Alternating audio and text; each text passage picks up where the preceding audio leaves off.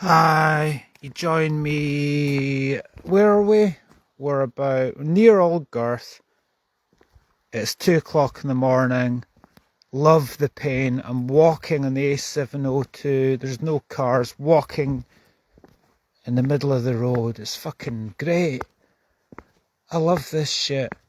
Davy Keenan, raconteur, bon viveur, adventurer, athlete, actor, musician, drummer, creator, content creator, storyteller, I suppose.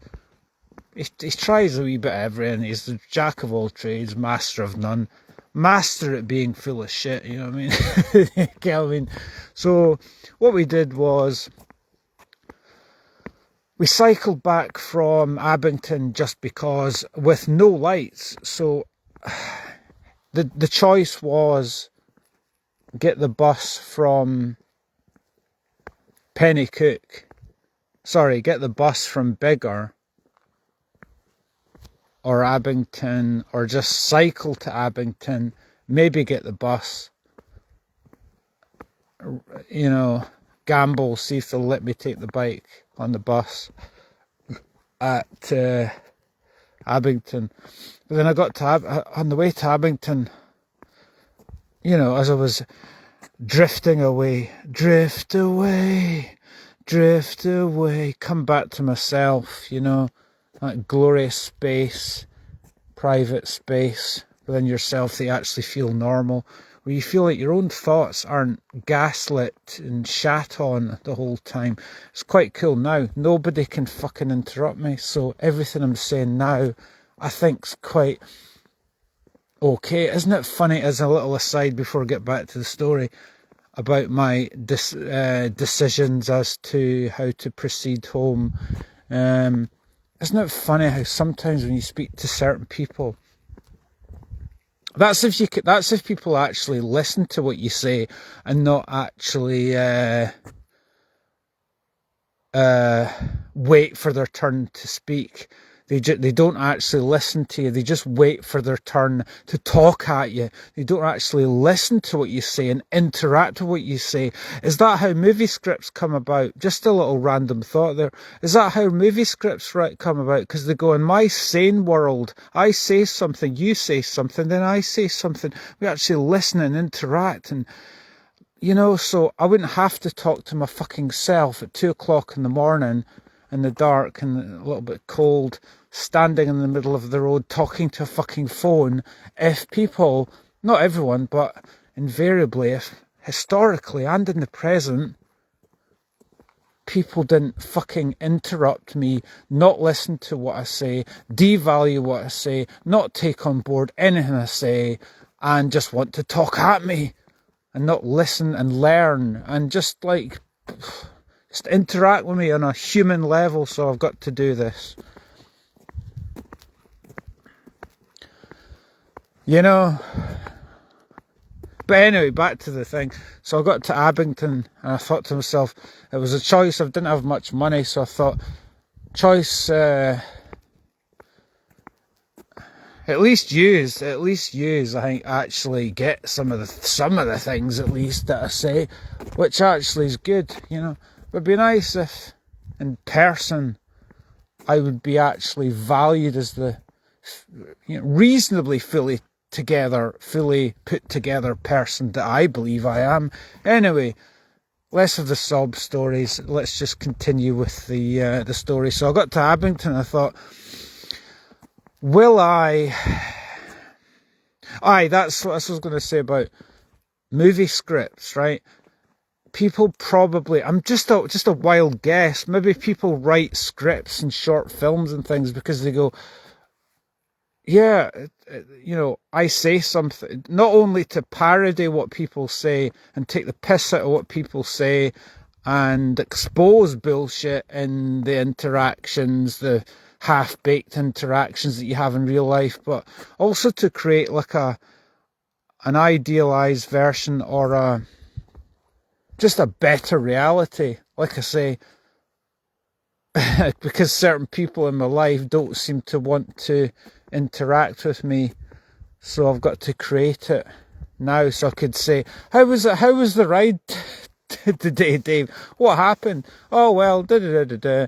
And da-da-da-da-da. Oh, yeah, I remember when I did this. No, no, no. Oh, cool, cool, cool. We've got a little bit of togetherness there. There's a bit of common bond there, you know. Anyway, we drift away off on the bike run, and we come back to the person that we know that we are.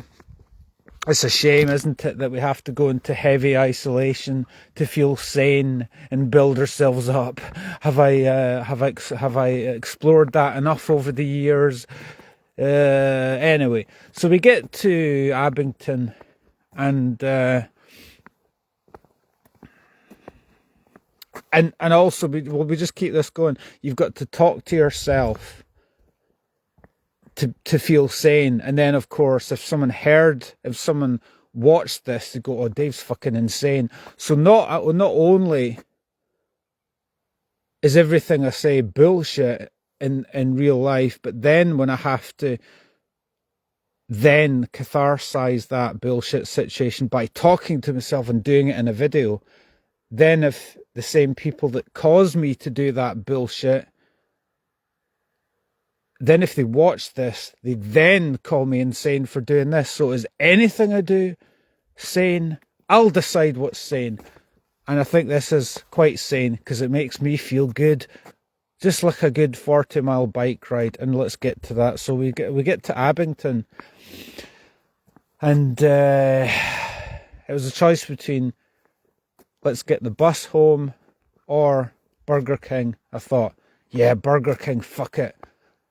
Burger King, and charge the phone and cycle home in the dark with no lights. So that's what we decided to do. I thought, well, this time of night there's not going to be that much traffic, and I can just drift away, take it nice and easy. And again, like I've said before, one of the aspects that's fun of riding at night is that we feel more the essence of the ride. In other words, you just see right in front of you don't see ahead of you, and you can ride slightly differently, and it's a different experience. It's sort of otherworldly. It's really quite nice. So we're coming down the Dalveen Pass and past Drumlanrig, and the air got very cold. No gloves. It's this time of the year, it's freezing cold. My hands for a good while were painfully cold, but tension and release, as you know, the knowledge of the air and everything as you descend and you come out. The air gets slightly warmer, and then beautiful. So love the pain, you know. So it's really quite nice. It's really quite about 10 miles to go. So it feels really quite nice because I can't even put it to words. It's good to be mixing it up, and we've got enough layers on. Got plenty of layers apart from the hands, but. Again, tension and release. Painfully cold hands. We felt like we were in winter there, you know. But it's quite fortifying to the spirit to, Dave in the wilderness continued. I think the number of times this has been said online, but I think it needs to be said again. I think what some people are missing is getting out of their comfort zone, because if they did, they would actually come to a better version of themselves.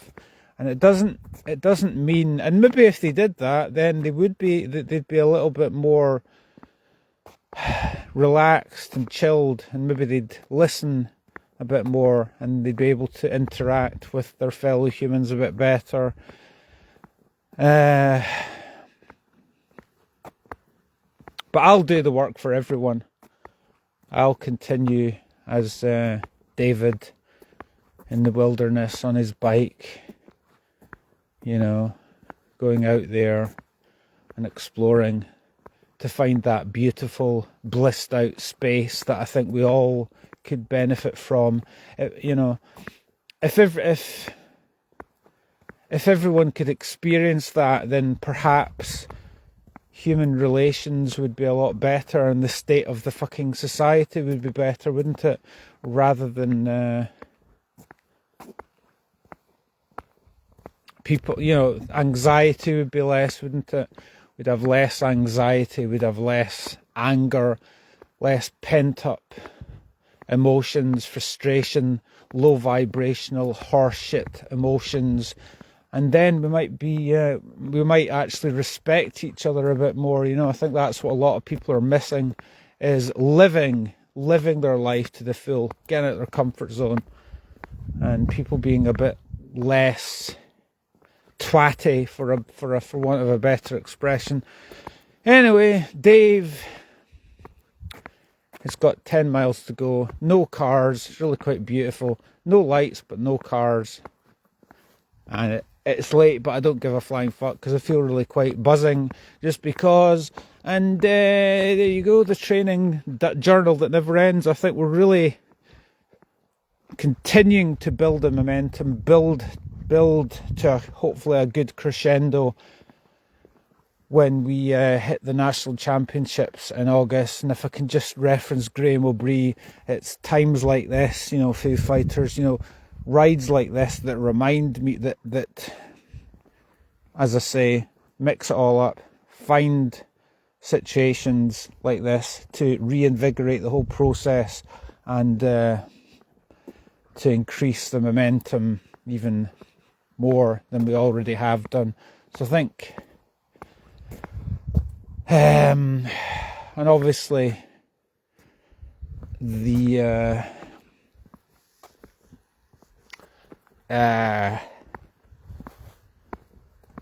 yeah, it's really quite a nice thing to be involved in. Live life to the full. That's what I would like to say.